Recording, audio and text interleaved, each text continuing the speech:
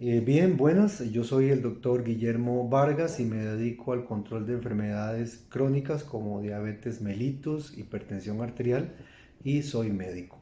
Voy a hablarles unos minutitos sobre el control farmacológico y los mitos que hay. Bien, el control farmacológico de la diabetes mellitus siempre va precedido del tratamiento no farmacológico. Es decir, cuando este tratamiento no ha sido suficiente o ha fallado, entonces pasamos al control con medicamentos. En resumen, el control no farmacológico, cambios en los estilos de vida, dieta, ejercicio. Es decir, hay un manejo integral por parte de otros profesionales, psicólogos, nutricionistas, entrenadores físicos, que son muy importantes para el manejo de esta enfermedad.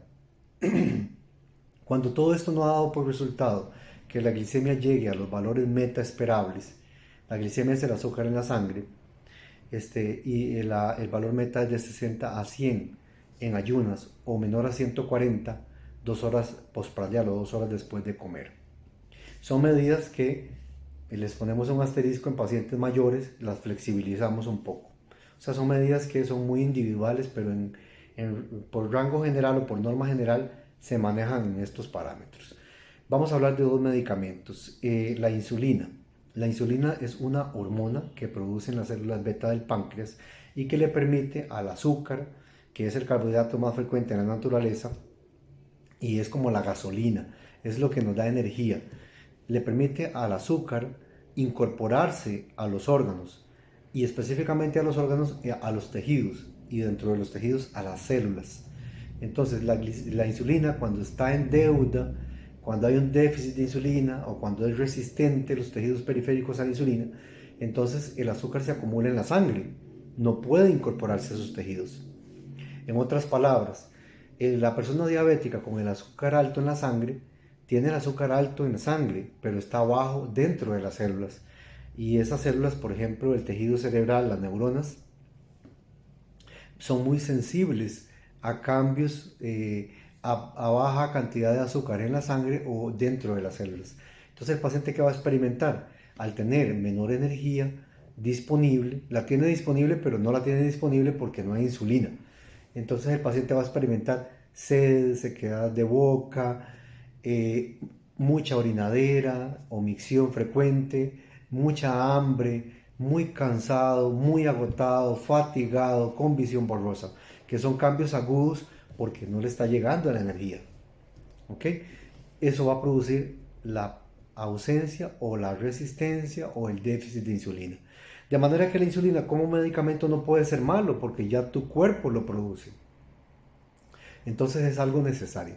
Claro, hay un montón de tipos de insulina en las cuales no nos vamos a meter ahorita, pero en general, insulinas de acción ultra rápida, insulinas de acción rápida, insulinas de acción intermedia, insulinas de acción lenta. Por lo general uno maneja a los pacientes con insulinas de acción lenta, que dan un control por 24 horas.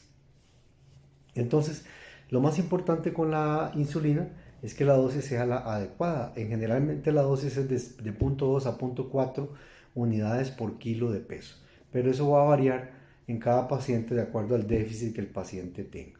Entonces, no es cierto que la insulina produce amputación de extremidades, no es cierto que la insulina produce arritmias cardíacas, no es cierto que la insulina produce ceguera. Son mitos, son creencias. Lo que produce ceguera, lo que produce amputación de extremidades inferiores, lo que produce disfunción eréctil, lo que produce todas esas grandes secuelas crónicas y agudas de la diabetes es la misma diabetes, no el medicamento.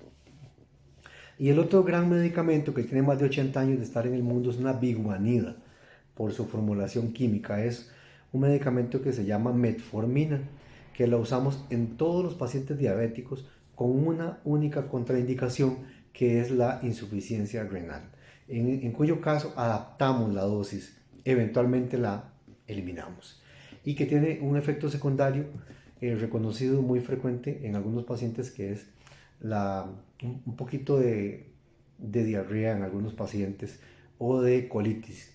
Pero es como en 1 de cada 10 pacientes, en realidad no es significativo y por lo general la mayoría de los pacientes se acostumbran. Y eso se debe también a que el polvito que tiene la metformina como pastilla tiene lactosa.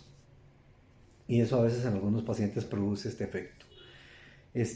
En pacientes intolerantes, por supuesto, la lactosa pues no estaría muy indicado.